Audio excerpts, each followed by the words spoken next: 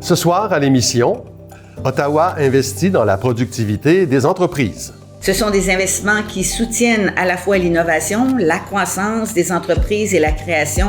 Et la santé physique et psychologique des jeunes athlètes, une préoccupation aux Jeux du Québec.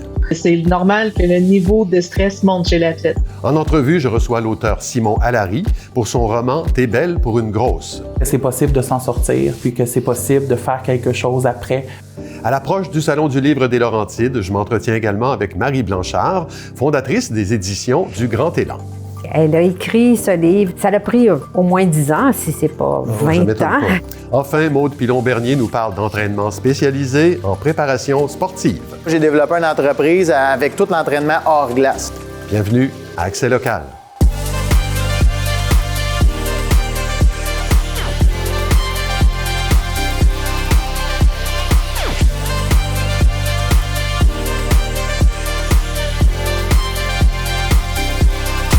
Mercredi 4 mars 2026, bon début de soirée, c'est Claude Desjardins en compagnie de Clara Maté-Genet. Bonsoir Clara. Bonsoir Claude. Alors le gouvernement fédéral a annoncé de nouveaux investissements pour des entreprises régionales. De quoi il est question, Clara? Alors par le biais du DEC, qui est le programme de développement économique pour les régions, le gouvernement de Mark Carney injecte des fonds dans le secteur manufacturier du pays et donc par le fait même dans les Laurentides. Ce sont 6 entreprises de la région qui ont bénéficié en tout de plus de 2,2 millions de dollars. Ça continue dans la lancée du gouvernement de vouloir créer un secteur industriel fort et indépendant pour le Canada. C'est Madeleine Chenette, députée libérale de Thérèse de Blainville, qui a fait cette annonce hier au nom de la ministre de l'Industrie, Mélanie Joly. Ce sont des investissements qui soutiennent à la fois l'innovation, la croissance des entreprises et la création ou le maintien d'emplois ici dans les Laurentides. Alors, quelles sont les entreprises qui en bénéficient dans la région? Alors, il y a Hydraulique Eagle qui produit des systèmes hydrauliques, les emballages Pubco, Expertise Uberspec qui font des tests en aéronautique, Garde Malade qui produit des vêtements pour le personnel de la santé, EcoFab 3D qui travaille dans le domaine de l'impression 3D et Grillage Bollard qui se spécialise dans la conception et la fabrication de grilles gratte-pieds et d'écoutiers de toit. On peut justement écouter Dylan Beauséjour, directeur général et vice-président chez Grillage Bollard, sur les améliorations qui pourront être effectuées grâce à cet investissement de 200 000 $ dans son entreprise. Il y a d'autres équipements qui ont été achetés aussi pour justement améliorer la capacité de production ainsi que la rapidité et aussi en essayant de diminuer les efforts des employés. Donc on a réussi un petit peu à faire avec ce projet-là un petit pas dans tous les sens, je dirais. Un de ces équipements, c'est une nouvelle scie qui pourra être en partie automatisée. Le 200 000 $ permettra également à l'entreprise de rehausser la productivité en éliminant certaines étapes de sous-traitance et du même coup améliorer le contrôle de qualité. Et tout ça, ça fait baisser les coûts du produit fini. Grillage Bollard estime que la production sera rehaussée de 5 à 10 % avec ces nouveaux fonds. Et ça, ça rejoint le but des subventions du DEC. Oui, tout à fait, qui sont faites pour rendre les compagnies canadiennes plus compétitives sur le marché international, dont les règles changent en ce moment, notamment avec les tarifs imposés par les États-Unis. Bien sûr, c'est donc le cas ici avec Grillage Bollard, une entreprise familiale qui existe depuis 80 ans. Alors, comme je le mentionnais, la compagnie produit des grilles gratte-pieds. Petit détail que M. Beauséjour nous expliquait, leur design prévoit un espacement assez serré pour ne pas que les talons hauts s'y prennent. Alors, c'est bon à savoir. Bien que 95 % des matières premières avec lesquelles ils travaillent proviennent du Canada, Grillage Bollard est touché par les tarifs imposés par le gouvernement américain sur les produits finis, donc en exportation. Ça apporte des défis pour l'entreprise, mais aussi du bon. On écoute à nouveau M. Beauséjour. Ça, c'est une autre des raisons pourquoi on essaie de diminuer les coûts. Donc, ça va être pour limiter l'impact des tarifs, parce que plus qu'on est cher, plus que le tarif est important, veut pas, là, c'est un pourcentage. Des fois, il y a certains clients peut-être qui étaient habitués avec des fournisseurs américains quand même, puis qui nous essayent présentement, ce qui fait un peu notre bonheur. Mais cela dit, l'entreprise n'est pas prête à laisser partir ses clients américains.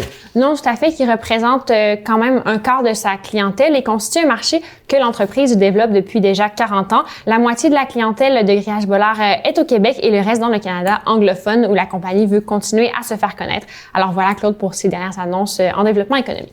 Dans un autre ordre d'idées, le fédéral a annoncé un autre investissement hier. Oui, plus précisément, une aide financière à l'entreprise de transport routier Minimax Express Transportation de 335 000 $ pour l'achat de 5 camions au gaz naturel comprimé qui ont été assemblés à l'usine de Paccard de Sainte-Thérèse qui s'aventure de plus en plus vers l'énergie verte ces temps-ci avec aussi leur nouveau camion électrique. Merci Clara, on se revoit plus tard dans l'émission. On va parler des Jeux du Québec, mais sous un angle différent, celui de la santé physique et psychologique des jeunes athlètes. Oui, à plus tard, Claude. Le dimanche 8 mars, Journée internationale des droits des femmes, plusieurs activités auront lieu partout dans les Laurentides. De 11h à 14h à la vieille gare de Saint-Jérôme, le CLAF prévoit l'activité Un monde féministe pour toutes les générations. À Sainte-Thérèse, de 10h à 15h, un marché féministe est organisé par le Calax L'Ancrage à la Maison La Chaîne. À Saint-Eustache, le mercredi 11 mars, de 18h à 19h30, le Centre de femmes La Mouvance vous propose une conférence intitulée « De l'ombre à la lumière ». Finalement, le jeudi 12 mars à 19h, la CEF des Basses-Laurentides présentera une conférence intitulée « Les femmes et l'argent, parlons-en » à la Maison du Citoyen. La mairesse de Mirabel, Roxane Terrien, réclame l'implantation d'une gare TGV sur le site de YMX Aérocité Internationale de Mirabel, dans la perspective où le projet de TGV Québec-Toronto du gouvernement du Canada passerait par cette municipalité. Pour en faire la demande, la mairesse a rallié plus d'une quarantaine d'élus municipaux, de dirigeants d'entreprises et d'institutions d'enseignement des régions des Laurentides et de Lanaudière dans une déclaration signée. Selon Mme Terrien, cette gare aurait un impact considérable sur le transport des talents, des gestionnaires, des experts et des employés des entreprises de calibre mondial qui sont déjà installés à Mirabel. Auteur, scénariste et enseignant, Simon Allary nous propose un tout premier roman intitulé « T'es belle pour une grosse », un excellent ouvrage publié chez Leméac Jeunesse. On n'a pas fini d'en entendre parler, j'en suis convaincu. Simon Allary, bonsoir. Bonsoir. Alors, ce livre, c'est un monologue, pratiquement de théâtre, qui relate un échange entre une intervenante et une jeune fille de 16 ans qui s'appelle Cass, qui souffre d'un trouble alimentaire sévère au péril de sa propre vie. Et je me permets de le mentionner parce que vous en parlez vous-même très ouvertement sur les réseaux sociaux. C'est aussi votre histoire. Alors, tout ça se vit normalement dans le déni, dans le silence. Moi, j'aimerais savoir qu'est-ce qui vous a donné envie non seulement d'en parler, mais d'écrire un livre sur le sujet. En fait, c'est que je suis descendu tellement bas. Je suis descendu tellement bas qu'après ça, il n'y avait plus qu'à remonter. Donc, à partir de ce moment-là, de la thérapie, puis en enseignant aussi, on côtoie beaucoup d'élèves qui sont aux prises avec les troubles alimentaires, avec les problématiques familiales. Donc, ça m'a donné envie d'écrire, de leur écrire, en fait, d'écrire pour eux. Ouais. Donc, de créer ce personnage de Cass-là, de ses amis, de son milieu, qui me ressemble, puis de leur montrer que c'est possible de s'en sortir, puis que c'est possible de faire quelque chose après. Une fois qu'on est descendu au plus bas, là, quand on décide de pas en finir, qu'est-ce qu'on fait après? Ouais. On remonte. Voilà. On comprend en lisant cette histoire, alors que les troubles alimentaires ont des racines très profondes. Votre personnage vit de grandes souffrances. Elle vient d'un milieu pauvre. Elle est dénigrée par son père, qui est un homme manipulateur, violent. Elle a des problèmes avec l'alcool, les drogues. Par contre, elle a beaucoup d'humour. Oui. Je ne sais pas si c'est votre cas aussi, mais c'est ce qui lui permet de garder un peu la tête hors de l'eau. Oui, l'humour, puis oui, absolument. Là, c'est sûr que dans ce contexte-là, vous pouvez pas le voir, mais je suis une personne qui aime beaucoup rire. L'humour, ça devient aussi un mécanisme de défense. Oui. Quand la situation est tellement insoutenable, qu'est-ce qu'il nous reste à faire? Il nous reste à rire. Parce que si on ne va pas une risée, on ne va pas grand-chose. Mm-hmm. Donc, on va rire pour dédramatiser. On va rire pour atténuer la tragédie ou pour atténuer les petits drames quotidiens. Puis à partir de là, justement, quand on parle de remonter, quand c'est tout ce qui reste à faire, on le fait en rigolant, en se disant qu'un jour, ça ira mieux. Puis quand on revient de loin, quand on décide de remonter, il y a une phrase qui m'a beaucoup frappé. « Je considérais ma Grèce comme une métaphore de moi-même ». Expliquez-moi ce que ça veut dire, ça. En fait, c'est que la Grèce, pour Cass, puis pour beaucoup de gens aussi qui ont un trouble de l'estime de soi, parce qu'aujourd'hui, on s'entend, j'en ai encore de la Grèce, mais elle ne me perturbe pas comme elle m'a déjà perturbé, c'est qu'on la voit comme quelque chose de laid, comme quelque chose de hideux qu'il faut cacher absolument. Puis Cass, c'est ça qu'elle veut faire dans le livre au début. Elle veut se cacher, elle veut disparaître. En faisant disparaître sa graisse. Absolument. Donc, la graisse, c'est une métaphore. Elle veut disparaître, elle veut la faire disparaître, elle veut fondre. Donc, c'est ça. Quand je parle de métaphore, c'est vraiment ça. On veut disparaître, nous aussi, à un moment donné. On se rend compte qu'on ne disparaît pas. Fait qu'à ce moment-là, qu'est-ce qu'on fait? L'autre grand thème de ce livre-là, c'est celui de l'amitié, hein, qui fait d'ailleurs dire à Cass que c'est probablement la plus belle forme d'amour. Ça sauve des vies, ça, l'amitié. Absolument. Oui. Seulement, je serais pas là aujourd'hui si c'était pas de mes amis. Je pense que il y a plusieurs formes d'amour, effectivement, dans la vie. Il y a l'amour amoureux, il y a l'amour amitié, il y a l'amour familial. On ne choisit pas sa famille. Puis ça, je pense que le roman le montre très bien. On choisit pas sa famille, mais on choisit ses amis.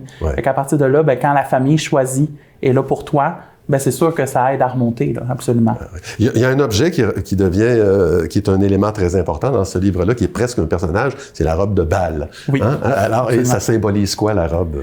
Ben, la robe de bal, c'est un peu l'idéal. Hein? On veut être accepté dans la société, on veut fitter dans le cadre social, on veut faire partie du jeu. En fait, on va faire partie de cette game-là, un peu, si je peux le dire. Puis à ce moment-là, ben, porter une robe qui est belle, tu sais, se sentir belle, se sentir désirable, désiré, sentir qu'on n'est pas juste la grosse de service ou le gros de service dans le regard des autres. Ben ça, c'est sûr que c'est quelque chose à quoi on aspire tous, là. Le livre est publié dans la collection jeunesse chez Leméac. Vous travaillez actuellement à une version pour adultes. Oui. Qu'est-ce qu'elle aura de différent, cette version-là? Ben, la version pour adultes, en fait, c'est que c'est moi. Hein, ce sera pas Cass, il y aura pas de fiction, parce qu'il y a quand même des éléments de fiction dans T'es belle pour une grosse. Ouais. On s'entend, je voulais que les jeunes aient de l'espoir. Puis je dis pas qu'il n'y a pas d'espoir dans la version adulte, je dis juste que c'est vraiment moi, c'est Simon Allary qui va expliquer son parcours, qui va expliquer vraiment ce qui s'est passé. Des propos beaucoup plus choquants aussi, parce que la vérité est plus choquante que ce qu'il y a dans T'es belle pour une grosse. Donc, oui, pour lecteurs avertis. Parce qu'il y a d'autres projets jeunesse, mais celui-là sera assurément pas un projet jeunesse. Ça va être encore chez Leméac? Si Dieu le veut, ou les voix des maisons d'édition sont impénétrables, mais j'apprécie beaucoup l'équipe de chez Leméac, puis je pense que c'est réciproque. D'accord. Ben écoutez, en terminant, je souligne que T'es belle pour une grosse, c'est un ouvrage de 168 pages publié, on vient de le dire, chez Leméac Jeunesse. C'est déjà un succès de librairie. C'est certainement un livre utile, mais c'est surtout, d'abord et avant tout, un très bon livre. Simon Allary, merci beaucoup d'avoir été là. Merci à vous de m'avoir reçu. Le Collège Lionel Groulx accueillera l'artiste Ariane Roy pour une performance musicale dans une formule debout le vendredi 20 mars à 20h au Carrefour étudiant. À la suite de la parution d'un premier micro-album intitulé Avalanche en 2021 et d'un premier album intitulé Médium Plaisir en 2022, Ariane Roy a lancé en mars 2025 un deuxième album intitulé Dog. Les billets sont en vente à la billetterie, en ligne et à la porte. La ville de Sainte-Thérèse invite la population à la projection du film Lost in Time, suivi d'une conférence avec l'artiste québécois Patrick Bernatchez, le mercredi 18 mars à 13h au cabaret BMO Sainte-Thérèse. Lors de cette rencontre, le public pourra visionner l'œuvre et poser ses questions à l'artiste pour en apprendre davantage sur sa démarche.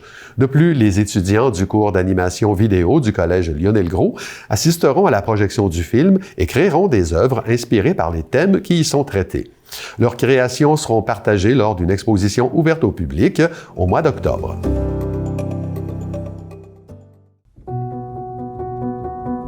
Étrangement, le français a mis très longtemps à s'implanter et à s'uniformiser en France. En effet, les différents dialectes, qu'on appelait patois, étaient parlés par un très grand nombre de sujets du roi de France. Quant au français, il était surtout concentré autour de Paris, puis Versailles, et invariablement parlé par les élites. En fait, il faudra attendre longtemps pour que le français supplante finalement toutes les variantes linguistiques et s'impose comme langue commune en France. Inversement, la Nouvelle-France a rapidement adopté le français comme vecteur de communication, et ce, en dépit des différents lieux de provenance des colons. À ce chapitre, il est possible que les filles du roi, majoritairement originaires de Paris, aient joué un rôle important dans cette uniformisation. Évidemment, la survie collective et les nécessités quotidiennes ne sont sûrement pas étrangers non plus à ce phénomène, de même que l'utilisation massive du français dans les ports du vieux pays. Ainsi, l'ensemble de la Nouvelle-France parlait français à la veille de la conquête de 1760. Les mouets et les touets, issus du français de Paris, étaient la prononciation courante dans la colonie, tout comme en France d'ailleurs.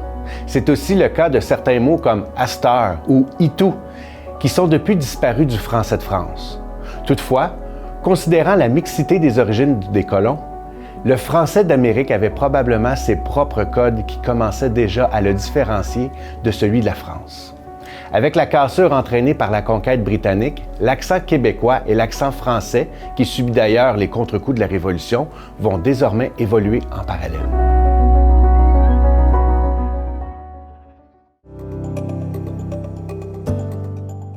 Félix, merci de nous accueillir chez toi, probablement dans ta deuxième maison ici. Je veux que tu nous dises, le DARV, ça vient d'où? Ça a été fondé par toi, mais à partir de quoi? Bien, c'est un énorme plaisir de vous recevoir. C'est super cool. Nous autres, ça fait plus d'une dizaine d'années. Parti de rien. À la base, je sortais d'université à Concordia. On n'avait pas beaucoup de sous. J'ai travaillé dans un gym commercial.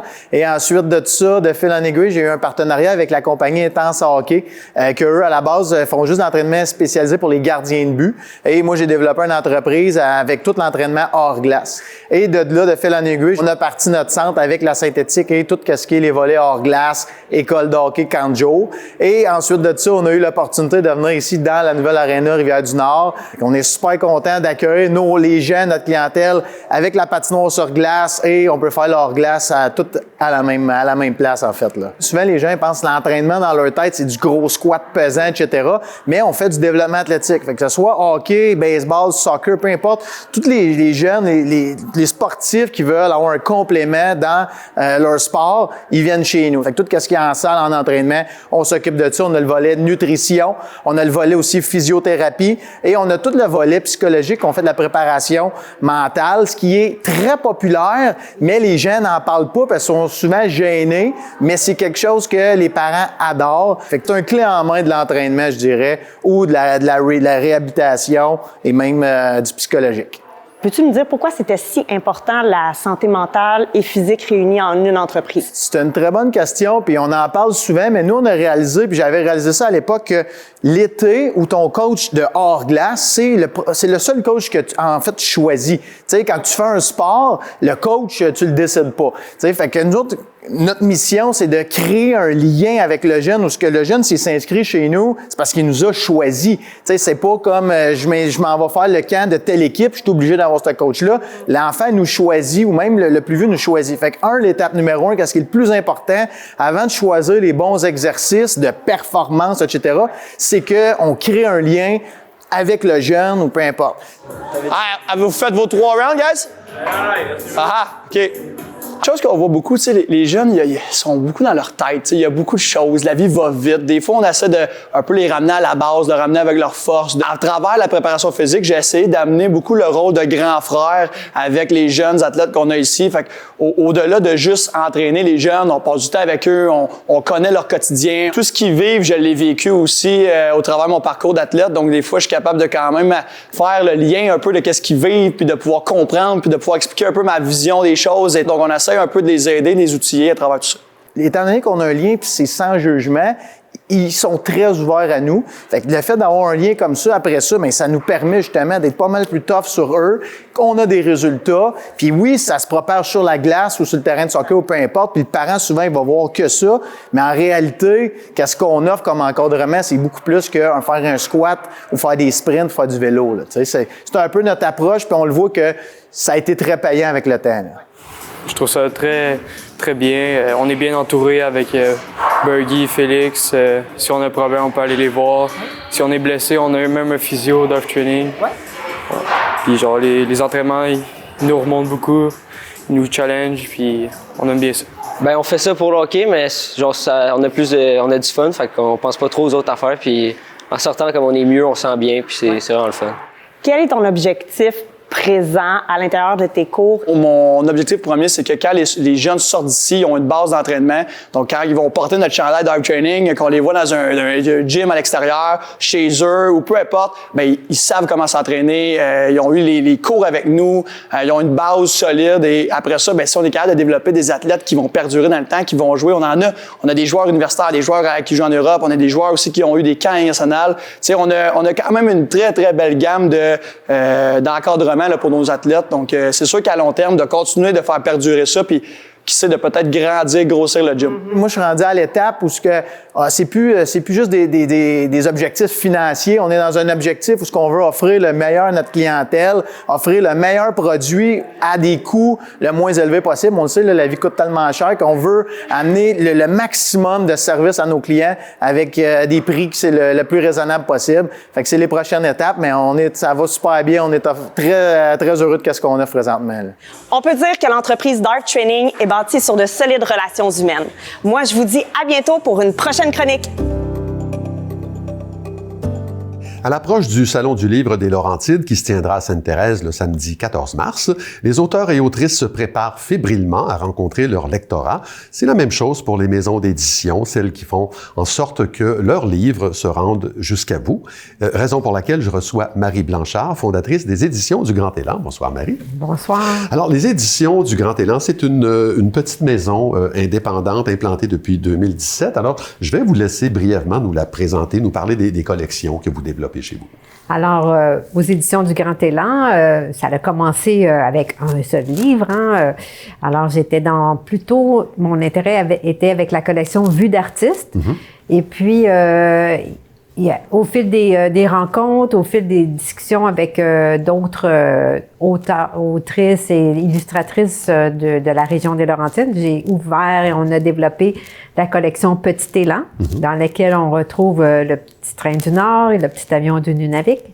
Et avec des expériences que j'ai vécues avec ma collègue Isabelle Larouche, on est allé dans les communautés autochtones faire des livres avec les enfants. On a fait l'histoire de notre village.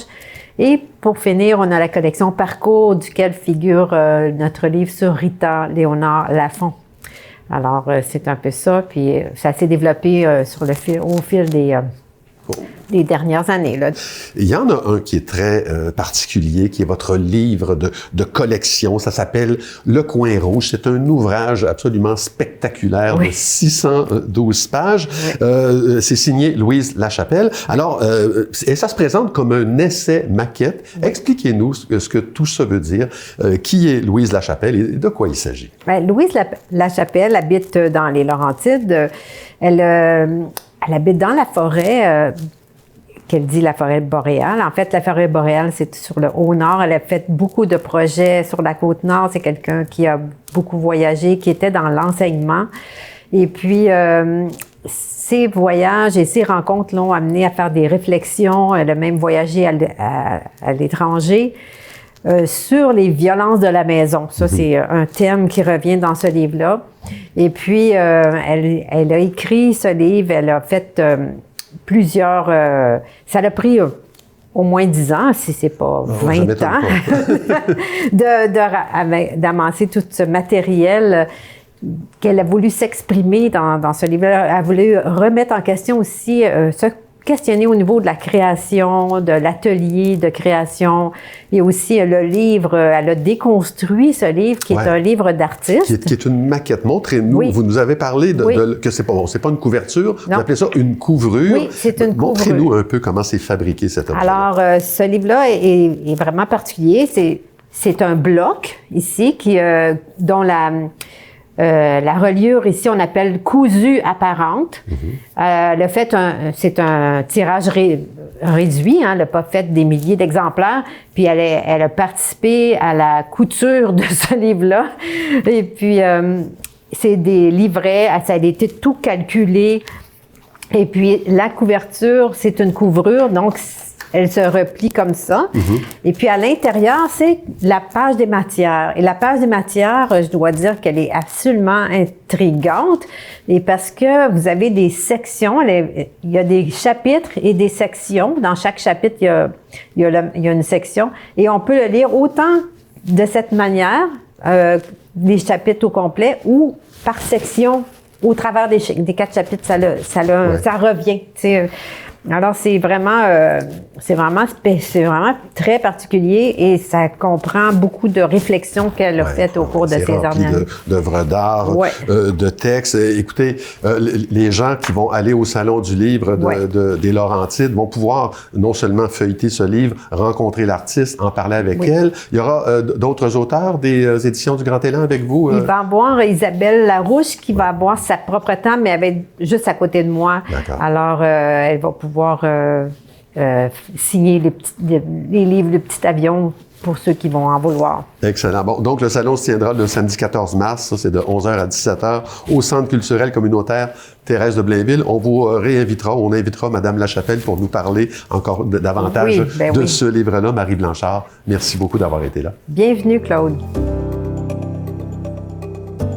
On est de retour avec Clara Maté-Jonet. Clara, bon, tout le monde le sait, ce sont les Jeux du Québec qui se déroulent en ce moment à Blainville. Vous avez décidé de nous parler de ce qui est mis en place pour protéger les jeunes athlètes durant cette période de compétition intense. Oui, Claude, parce que plusieurs études publiées dans les dernières années révèlent que plus d'un jeune sportif sur deux a été victime de violences dans le cadre de la pratique de leur sport. Une de ces études de l'Institut de la statistique du Québec se penche sur la pratique du sport organisé chez les athlètes au secondaire. 56% auraient vécu de la violence physique, psychologique ou sexuelle, que ce soit de la part d'un père ou d'une personne en situation d'autorité. Le type de violence le plus répandu posé par une personne en situation d'autorité, c'est la négligence ou la violence psychologique suivie par les gestes de violence instrumentale. Donc ça fait référence à un entraîneur qui force, par exemple, un jeune à s'entraîner malgré une blessure ou alors qui va surveiller son poids. Alors, comment des événements comme les Jeux du Québec peuvent prévenir que ce genre de situation problématique ne se produise? J'en ai discuté avec Isabelle Ducharme, qui est directrice générale de Sport Québec, qui encadre cet événement et plus généralement la pratique sportive chez les jeunes dans la province. Alors, sur place, ce qu'elle me disait, c'est que les bénévoles sont sensibilisés. Il y a une clinique santé aussi qui est déployée pour les blessures physiques, mais tout plein d'autres ressources sont disponibles aussi pour les jeunes qui auraient besoin d'aide psychologique sur place. Loisirs de Laurentides déploie aussi la brigade éthique pour sensibiliser la foule et les participants au bon comportement sportif. Des rappels aussi sont faits aux jeunes sur place et Sportaide aussi est présent. Ça, c'est l'organisme qui accompagne et là pour écouter aussi les jeunes vivant des situations problématiques dans leur sport. En tout temps, l'organisme offre des services d'écoute pour les athlètes qui ont besoin d'orientation. Selon Madame Ducharme, les mentalités ont beaucoup changé depuis la création du poste du protecteur de l'intégrité en loisirs et en sport l'année dernière. C'est une entité qui permet de traiter les plaintes plus efficacement. Il y a eu du gros travail qui a été fait là-dedans, puis ça fait que les gens ont moins peur de dénoncer, comprennent qu'il y a des processus qui sont confidentiels, puis qu'ils comprennent qu'il y a des mécanismes qui sont là pour les écouter. Ça, c'est la grosse différence qui s'est passée au cours des dernières années. Et d'un autre côté, Clara, il y a aussi la question de la pression, de l'anxiété chez ces jeunes qui doivent performer. Oui, donc du côté de la sécurité des jeunes, Mme Ducharme affirme que tout est en place pour les protéger. Ensuite, il y a le stress que peut occasionner ce genre de rassemblement sportif, mais toujours selon Mme Ducharme, ce qui en ressort est beaucoup plus positif que négatif. On peut l'écouter à nous. Ils sont jamais seuls dans les Jeux du Québec. Ils sont toujours en groupe. Ils sont toujours dans un esprit de délégation. Oui, il y a une pression, mais il y a aussi un volet social qui vient s'ajouter qui est différent des autres compétitions. C'est normal que le niveau de stress monte chez l'athlète. Ça peut pas faire autre. Puis c'est aussi un des buts des Jeux du Québec d'être le premier événement que les gens vivent multisport avant les Jeux du Canada, avant les Jeux olympiques. Voilà, Claude, pour ce qui est des résultats des Jeux du Québec, au moment de l'enregistrement ce mercredi matin, les Laurentides sont au 4e rang avec 22 médailles remportées derrière la Rive-Sud, Montréal et la capitale nationale. Et c'est un bond de 2 rangs. Bravo pour ça. Merci, Clara. On se revoit demain. À demain, Claude. Ben voilà, c'est tout pour aujourd'hui. Merci beaucoup d'avoir été là. L'émission Fripez-vous suit à l'instant. Je vous rappelle que vous pouvez consulter l'ensemble de la programmation sur notre site web et regarder nos émissions sur notre chaîne YouTube. Au nom de toute l'équipe, je vous souhaite une excellente soirée à notre antenne.